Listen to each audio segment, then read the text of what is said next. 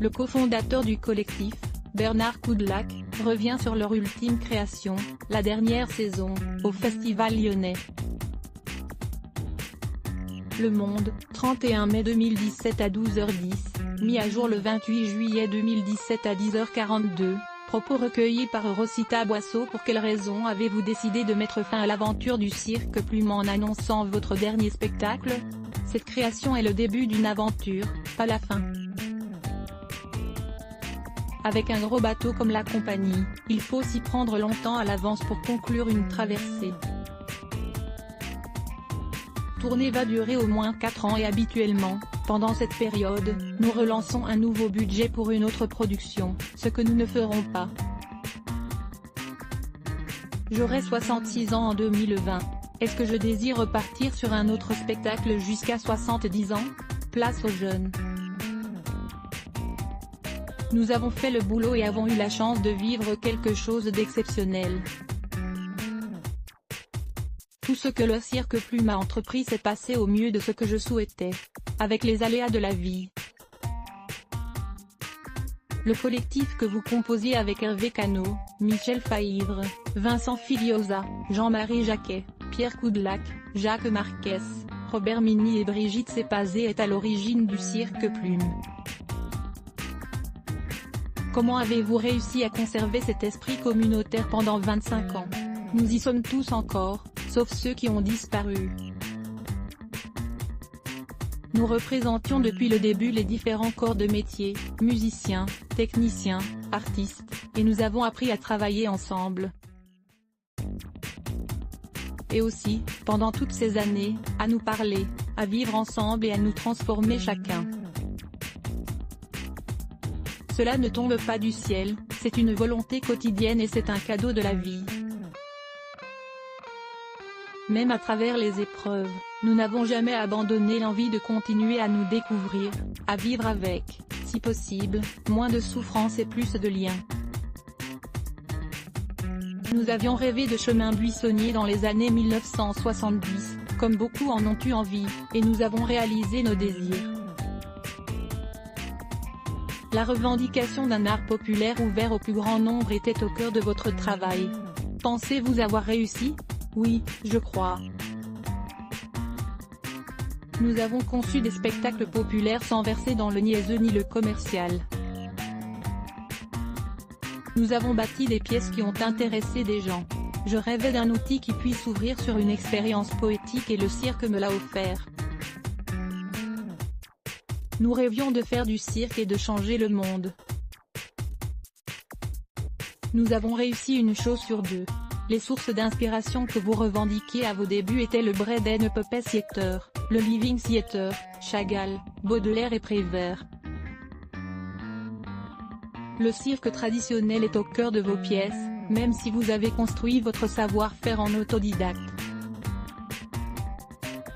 Quelle relation entretenez-vous avec la tradition des arts de la piste?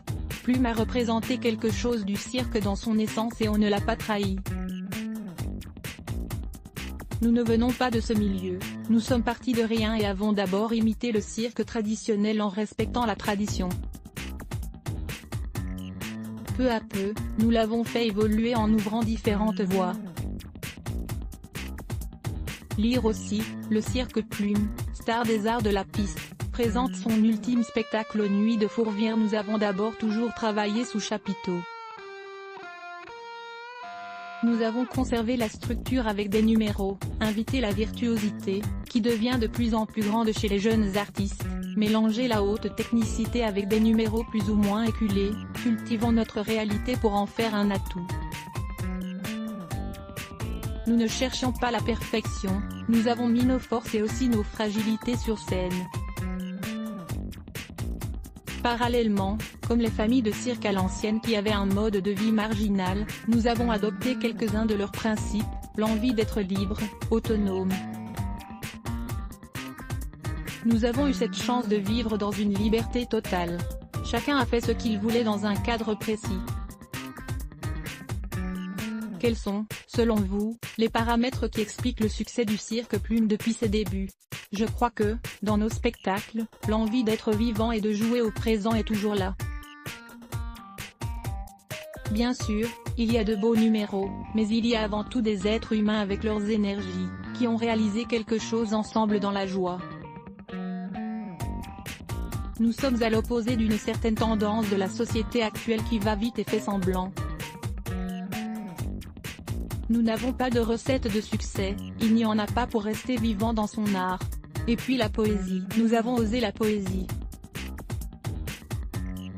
Que représente la transmission pour vous? Le nombre de jeunes artistes à qui nous avons donné envie de faire du spectacle et qui nous l'ont dit, ceux avec qui nous avons collaboré prouvent que nous avons transmis ce que nous désirions. Ce nouvel opus est-il un testament ou un bilan? Le fait que ce soit le dernier spectacle n'a pas influencé la fabrication et n'a pas joué sur la forme. L'inspiration littéraire est toujours présente, avec Robert Harrison, Homer, Michel Pastoureau, Charles Frégé et Robert McLean Wilson. J'ai aussi choisi un thème qui m'est cher, la nature, les saisons. J'ai travaillé sur les rapprochements entre la forêt et le cirque. La première est un lieu idéal pour les solitaires mais aussi pour les fuyards, les hommes sauvages, le lieu de tous les mythes de la perdition et de la rédemption. Le second lui ressemble, on y trouve des ours, des frics, la peur et la beauté. Dans les deux, on peut croiser un animal sauvage au détour d'un sentier ou d'un numéro.